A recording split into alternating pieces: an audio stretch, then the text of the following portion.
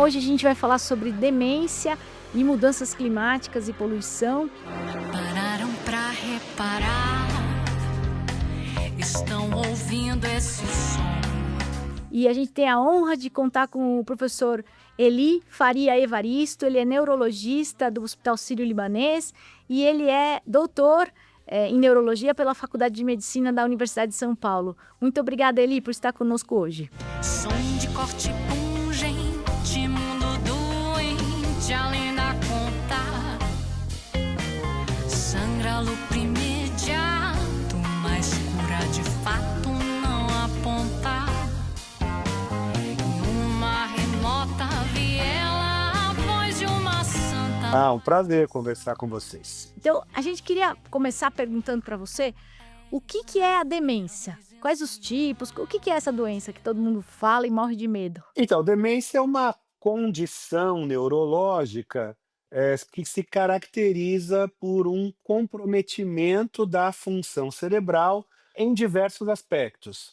Memória, a linguagem, né, o jeito de falar, achar as palavras, a percepção do espaço, enfim, um comprometimento de diversas funções neurológicas a ponto de prejudicar o desempenho no dia a dia, isso a gente chama de demência. Acho que é importante ressaltar que as pessoas que começam a ter problemas de memória e outros, né, problemas cognitivos, digamos, elas não vão ser classificadas como demência logo de cara, porque às vezes o prejuízo no funcionamento não é tão grande. Obviamente, a gente precisa detectar logo para cuidar logo. E se aquela coisa vai piorando e passa a comprometer o funcionamento do dia a dia, aí a palavra demência se usa, não é? Então, demência não é uma doença só. Demência é uma condição de comprometimento dessa função cerebral que atrapalha a vida cotidiana e que pode ser causada por várias doenças diferentes. E é verdade que o índice de demência na população mundial vem aumentando ou é um diagnóstico que está sendo feito mais precocemente?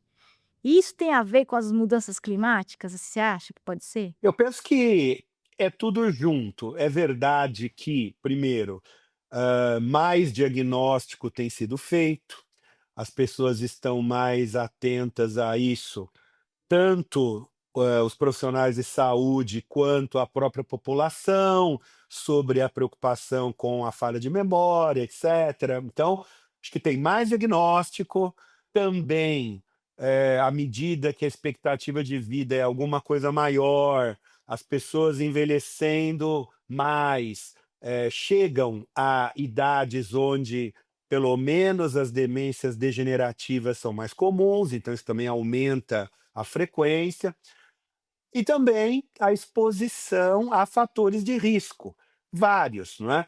Fatores de risco que vão comprometer, a saúde e que são muitas vezes entendidas como gatilhos para a demência.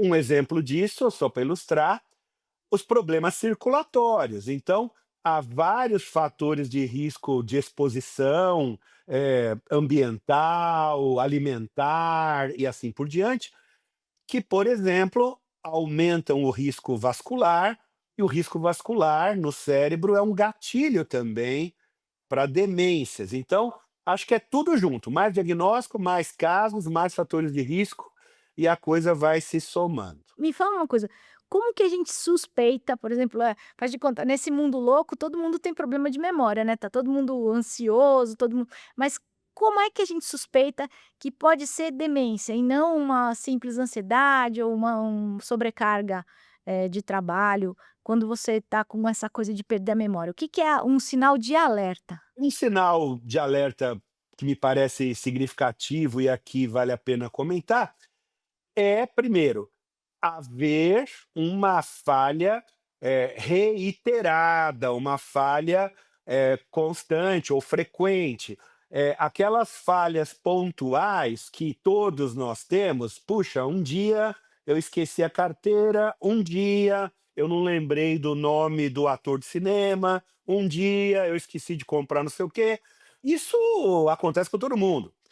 Agora, uma falha reiterada, uma falha que acaba trazendo algum prejuízo significativo, não necessariamente financeiro, mas um prejuízo de relacionamento, um prejuízo de trabalho, um prejuízo que a ideia disso é, a coisa seria considerada tão importante para a pessoa que dificilmente ela seria, displicente com aquilo, dificilmente ela não daria importância e, por isso, dificilmente ela falharia naquilo.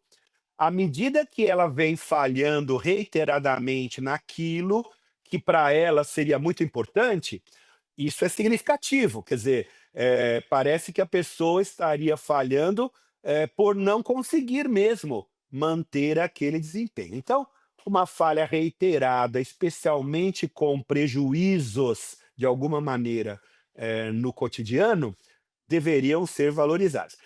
Mas também, acho que é importante dizer, nem todas as demências se caracterizam primeiramente por um problema de memória. Há demências que se caracterizam primeiramente por questões comportamentais. Então, mudanças comportamentais muito significativas também podem merecer atenção.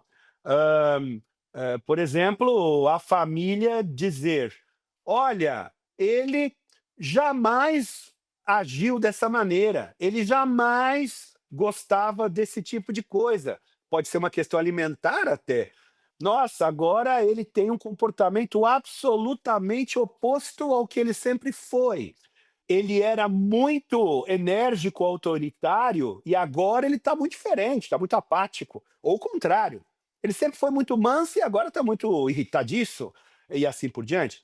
Então, demências podem ser sinalizadas não só por uma questão de memória, mas às vezes por mudanças significativas no âmbito comportamental também. Ah, isso é muito interessante, ficar observando, né.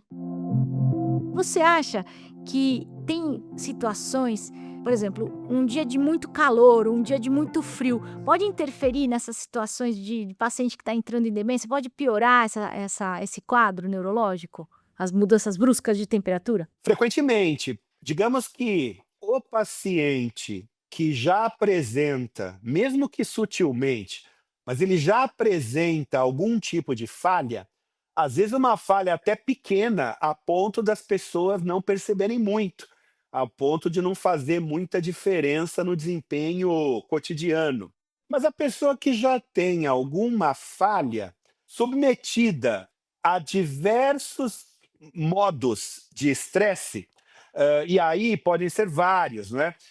Inclusive o estresse da mudança climática, seja muito frio ou muito calor, podem mudar o desempenho daquele cérebro já um tanto vulnerável.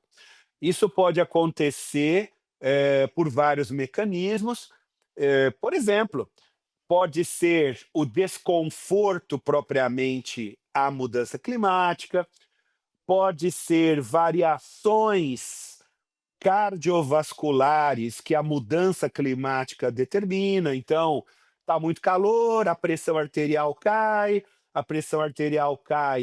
o fluxo sanguíneo para o cérebro muda, a mudança muda o desempenho. Então, as mudanças climáticas poderiam gerar repercussões, seja porque a pressão cai, seja porque no frio tem vasoconstrição, isso muda fluxo, seja no calor porque desidrata. Então, as mudanças climáticas acabam se repercutindo no físico e isso naquele cérebro, especialmente se já com alguma vulnerabilidade. E tem alguma coisa que é pior? O frio ou o calor extremo, que você acha que é a pior para o quadro? Bom, vamos dizer que isso depende de qual é o extremo. Seguramente eu diria que, por exemplo, num país tropical, num país de, vamos dizer, variações térmicas não tão acentuadas para o frio, como nós, a gente não vê salvo certas situações ocasionais, né, a gente não vê tanta frequência no comprometimento, cognitivo ou cerebral pelo frio, como a gente vê pelo calor, mas aí eu até diria que se a gente tivesse num extremo aí, sei lá, hemisfério norte ou muito mais para o sul, talvez aí nós veríamos também as repercussões relacionadas ao frio. Me parece, em princípio, vermos mais relacionados ao extremo, do calor, né, é mais comum a gente ver. E tem algum jeito da gente proteger os pacientes com demência nesses dias de calor extremo que a gente enfrenta ultimamente? Sim, digamos que começando talvez, por tentar reduzir a exposição direta a ambientes muito quentes ou a exposição solar direta, tanto pela proteção, eh, um boné, uma proteção física, né, um boné, um chapéu, um guarda-sol, eh, evitando se expor em horários de calor acentuado, permanecendo, pelo menos nesses horários de maior intensidade de calor, permanecer em ambientes mais frescos, eventualmente fazendo uso de um recurso, um ar-condicionado, algo assim.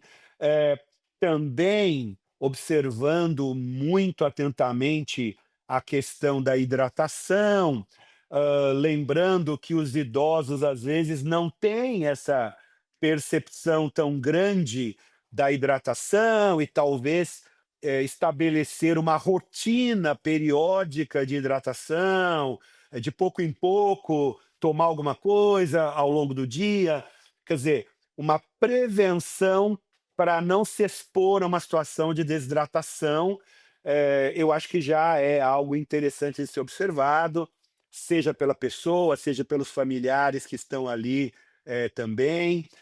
Então acho que a questão de reduzir a exposição ao ambiente de calor, ajudar também no aspecto da hidratação, me parece que são coisas que podemos fazer no dia a dia. E às vezes também tem paciente que toma diurético ou alguns remédios para baixar a pressão nesses dias mais quentes, às vezes você tem que fazer um ajuste também, não é? Ele ficar de olho nisso, né, dar uma olhadinha, né, na pressão do paciente naquele dia. Com certeza, isso bem lembrado. Esses pacientes, especialmente idosos, não somente, mas especialmente, onde essa questão do equilíbrio hídrico é mais sensível, às vezes acontece mesmo. Ele vinha tomando seus remédios para controle de pressão ou para controle de insuficiência cardíaca e usando diuréticos que fazem perder líquido e num momento de calor, onde a perda de líquido já é maior e a entrada de líquido de repente não está tão equilibrada, o uso dos diuréticos piora ainda mais e a coisa se descompensa, com certeza é um outro ponto de observação. Nessas diagnósticos todos de demência, uma que todo mundo fala e não sabe direito o que é, e é a campeã das reportagens é o Alzheimer, né, que é um dos tipos. Você falou, tem vários, mas eu queria que você falasse um pouco sobre o Alzheimer em termos dele mesmo, como quais as diferenças entre os outros tipos de demência, o que que você pode contar de novo pra gente? Parece que tem um remédio novo agora, falar um pouquinho sobre isso também. Ok. Então a doença de Alzheimer, ela é uma doença degenerativa, ou seja, em algum momento da vida, aquela alteração no tecido cerebral começa a acontecer.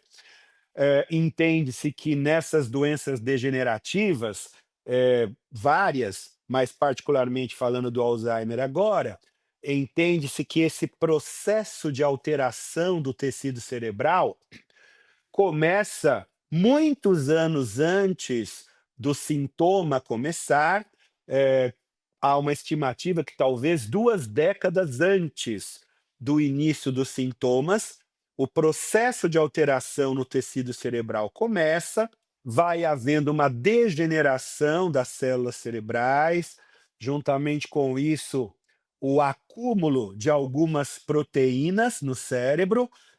Na doença de Alzheimer, uma delas bastante comentada e conhecida é a proteína beta-amiloide. Também uma outra proteína marcadora de degeneração, que é a proteína tau. Bom, estas alterações vão acontecendo no cérebro sutilmente, insidiosamente ao longo dos anos, e depois de algum tempo, os sintomas começam a aparecer. Quando a gente fala de demências, existem, como eu disse no começo, demências onde a falha de memória é mais marcante, demências onde a questão de comportamento é mais marcante. No caso da doença de Alzheimer, o comprometimento geralmente inicial e mais marcante é a memória. A pessoa vai apresentando aos poucos uma falha de memória recente. Não é o padrão o esquecimento das coisas antigas. Isso até vai acontecer depois, mas por muito tempo no processo ali de evolução da doença, o que acontece é uma falha de memória recente.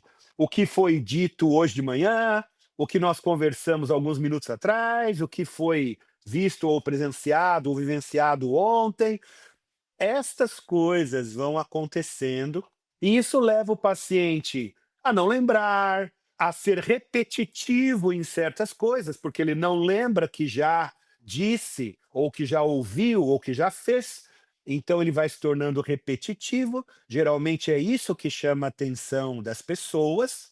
A doença de Alzheimer costuma acontecer a partir dos 65 anos, quero dizer, os sintomas começarem a surgir a partir dos 65. Isso seria a forma mais comum da doença de Alzheimer, embora exista chamado Alzheimer pré-senil, que é um quadro de Alzheimer que começa numa faixa etária menor. Isso é mais raro, mas às vezes a pessoa tem um Alzheimer aos 50 anos, aos 55, aos 45. Isso é mais raro, muito mais raro. O mais comum é por volta dos 65 para frente, né? E este quadro degenerativo, doença de Alzheimer, é uma das causas de demência mais comum, especialmente nessa faixa etária após os 65. Eu acho que também a pergunta permite deixar bem claro, esclarecer os termos, ou seja, Alzheimer causa demência, demência é Alzheimer, então só para reforçar, demência é a condição que faz o cérebro falhar, não lembrar, não conseguir falar direito, etc. E numa chave de causas, dentre elas está Alzheimer. Então, Alzheimer é uma das doenças que causa essa falha entendida como demência. E Alzheimer pode acontecer espontaneamente, porque é degenerativo, mas existem alguns gatilhos relativamente comuns.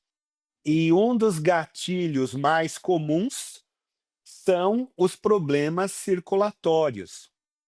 Por isso, pessoas que têm problemas circulatórios, aterosclerose, AVC, problemas cardíacos, com frequência, em algum momento, o problema circulatório se repercutindo no cérebro é um gatilho para a doença de Alzheimer se manifestar. Por isso, muitas vezes, essas duas coisas coexistem, num certo paciente, né? E esse remédio novo aí que estão falando para o Alzheimer, você acha que é promissor? É caro pra caramba? Como é que você vê esse remédio novo? Por algumas décadas, as estratégias medicamentosas para Alzheimer eram basicamente estratégias sintomáticas. De uma maneira muito resumida, era o uso, e ainda é, claro, também, a gente usa esses remédios, né? Mas são remédios basicamente para influenciar certos neurotransmissores no cérebro. Talvez o principal relacionado a esses remédios sintomáticos é a acetilcolina, ou seja, remédios que aumentam esse neurotransmissor no cérebro e tentam, com isso, melhorar o desempenho por algum tempo. São remédios que não têm nenhuma interferência no processo na célula.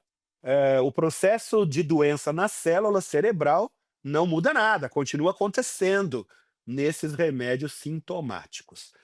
Mais recentemente, nesses últimos anos, aqui no Brasil, basicamente nesses últimos 2 anos, começaram a existir outros medicamentos. Atualmente, são 2 remédios que têm um mecanismo de funcionamento igual. Eles são o que a gente chama de anticorpos monoclonais.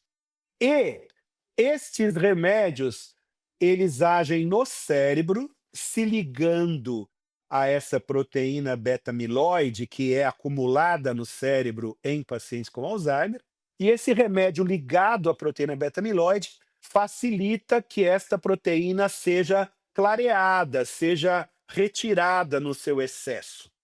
E existe documentação, até na prática clínica, quando usamos esse remédio, de ver no acompanhamento do paciente através de exames que a proteína beta-amiloide acumulada no cérebro diminui mesmo com o uso desses remédios. Agora, isso é um grande passo, mas não é a cura.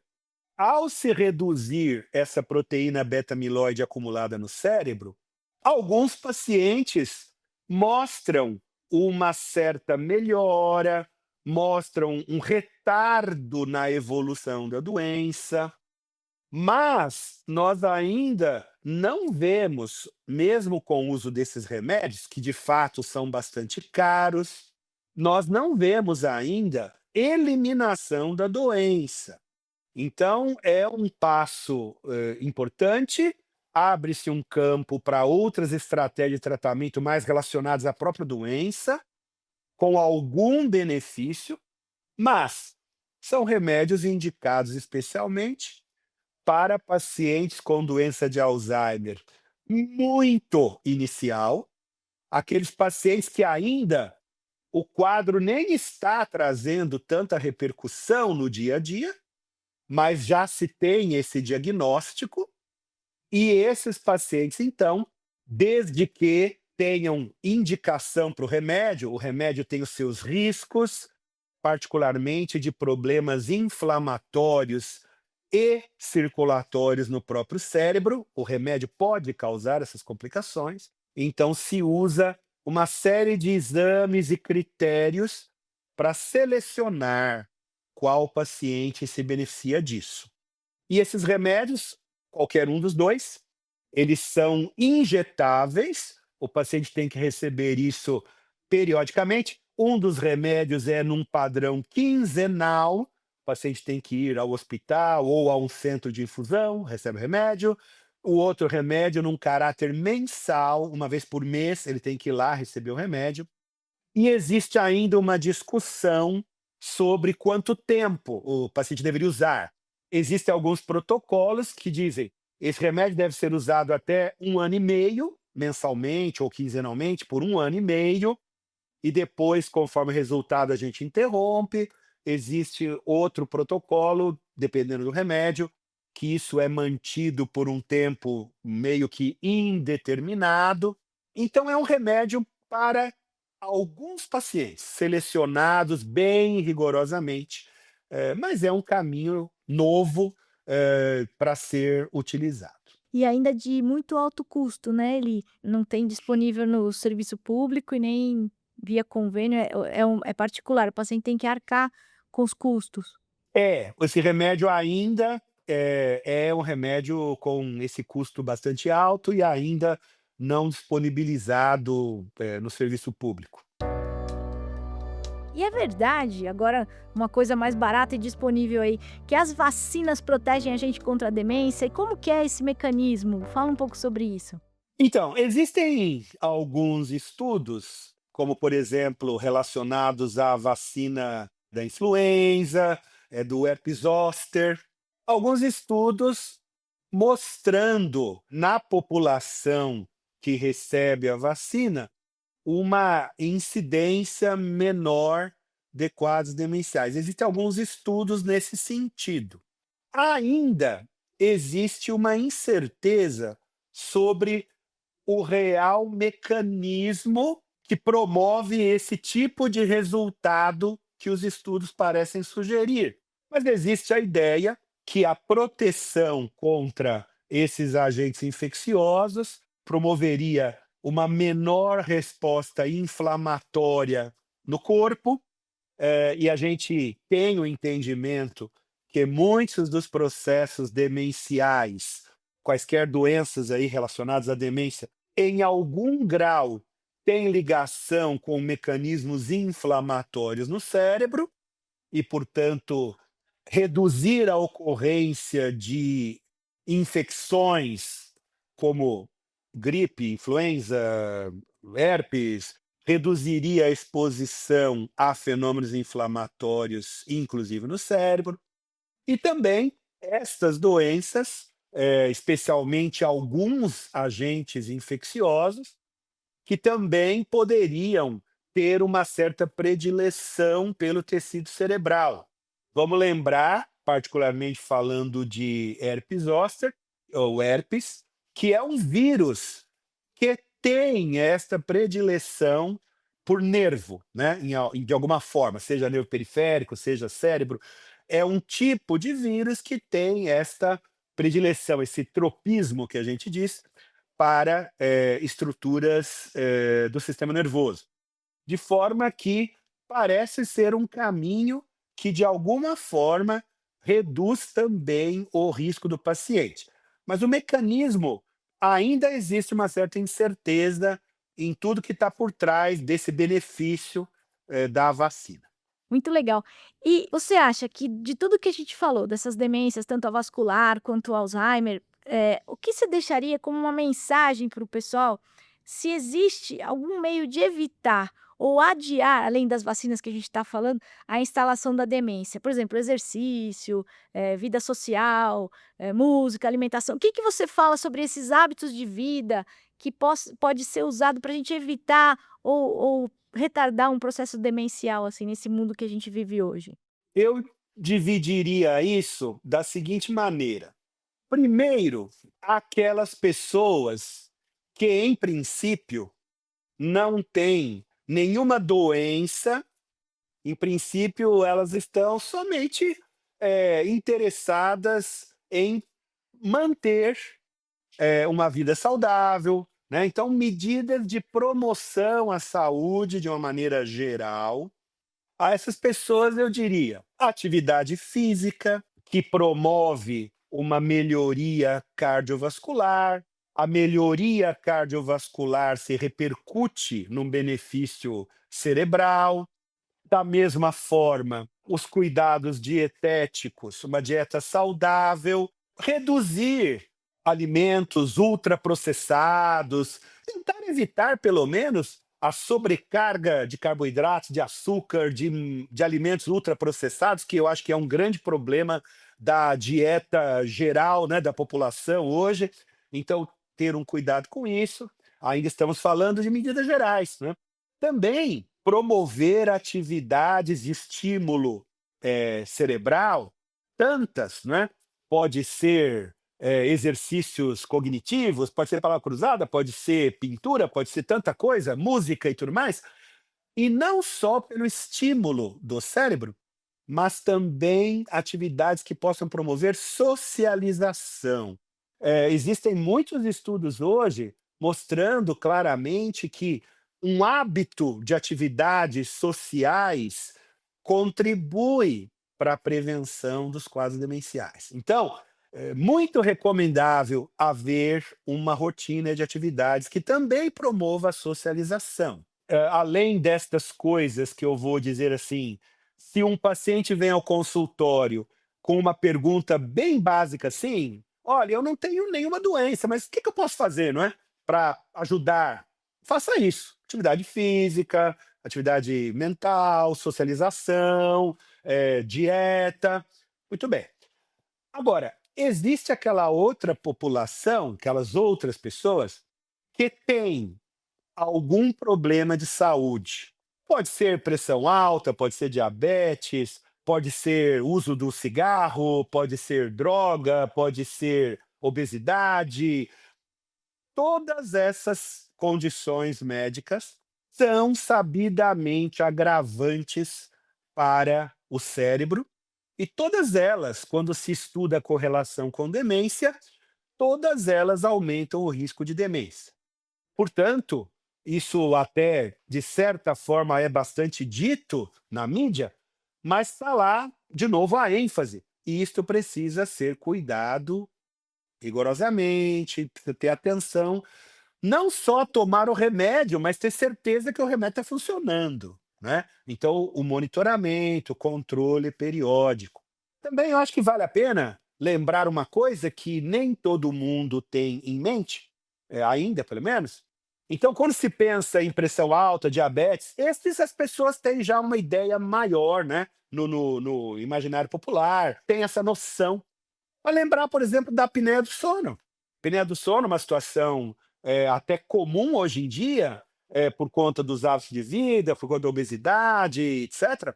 E há muita gente com sonolência excessiva, que ronca à noite, e que ao investigar encontra um diagnóstico de apneia, e a apneia ela é um fator de risco para demência, para problemas cardiovasculares também, e deveria ser lembrada pela população. E por fim, pensando em outras coisas que podem fugir, digamos, da gerência pessoal, talvez isso seja algo até para questões mais de nível, governamental, mas também lembrar, né, que existem questões de ordem ambiental, trabalhista, que podem aumentar o risco. Existem estudos também, né, sobre poluição, particularmente poluição relacionada a partículas muito pequenas, que acabam, entrando pelo pulmão, pela corrente sanguínea, e podem gerar distúrbios até a nível cerebral. Então existem, questões, trabalhos, né, mostrando poluição ambiental particularmente relacionada a essas partículas pequenas, por exemplo, relacionada à fumaça dos combustíveis, né, o dióxido de nitrogênio, também existe coisa sobre isso, relacionada à demência, à fuligem, à fumaça das queimadas, e também certas condições de natureza trabalhista. Existe até trabalhos quanto ao ruído aumentando o risco de demência. Ruído do tráfego, existem trabalhos sobre isso, cujo mecanismo sugere-se que tem a ver com estresse, tem a ver com piora da qualidade de sono e também com o aumento da pressão arterial. Mas existem questões, trabalhos relacionando ruído do tráfego com demência, especialmente em cidades grandes, né. E também, acho que por fim, lembrar também, isso passa um pouco pela questão trabalhista, enfim, o risco de demência e outras doenças degenerativas, como Parkinson, por exemplo, com certas questões químicas, né, os solventes, os pesticidas, são substâncias para a qual existem estudos. Os pesticidas e solventes, talvez até um pouco mais para a doença de Parkinson do que para Alzheimer propriamente, mas Parkinson também é uma doença degenerativa que acomete muito a parte motora, mas Parkinson também tem repercussão cognitiva, existe demência relacionada a Parkinson. Então, penso que não foge aqui da nossa conversa lembrar também essas questões ambientais, trabalhistas, relacionadas à agricultura, etc. Então, eu acho que tem muita coisa que pode ser dita e trabalhada em âmbito individual, em saúde da população, em questões trabalhistas e do próprio governo, que podem ser melhor visitadas, ajudando na prevenção. Isso é maravilhoso, porque você está falando exatamente o que o programa tenta falar, né, nossa natureza, cada árvore que se derruba, cada pesticida que você joga aí no que você vai comer depois, ou você está exposto como trabalhador rural, você está interferindo no seu cérebro. Então é essa coisa do microcosmo e o macrocosmo, né? Tudo ligado, e é muito, muito legal isso que você explicou magistralmente aí, como sempre, um grande professor, o professor Eli. E eu queria te agradecer demais e queria que você deixasse aí tua mensagem final, e muito obrigada por você estar aqui hoje com a gente. Obrigado. Bom, eu encerraria dizendo que existem coisas que a gente pode fazer. O quadro demencial, vamos dizer assim, ele não é simplesmente um acidente, é um processo. E sendo um processo, existem etapas desse processo que, de alguma forma, a gente pode intervir. E ao intervir, lá na frente, a gente vai ter um benefício disso. Então, nós não deveríamos ver como um acidente que um dia aconteceu, mas trabalhar essas variáveis todas que a gente conversou, porque elas vão interferir positivamente, né? Cuidando delas, nós vamos interferir positivamente na prevenção lá na frente. Eu adorei. Muito obrigada por tudo, Eli. Muito obrigada aí pela tua aula maravilhosa. E acho que todo mundo adorou também. Muito obrigada. Um abração. Até a próxima. Abraço, obrigado, até a próxima. Tchau, tchau. A capela feroz insinua o batidão.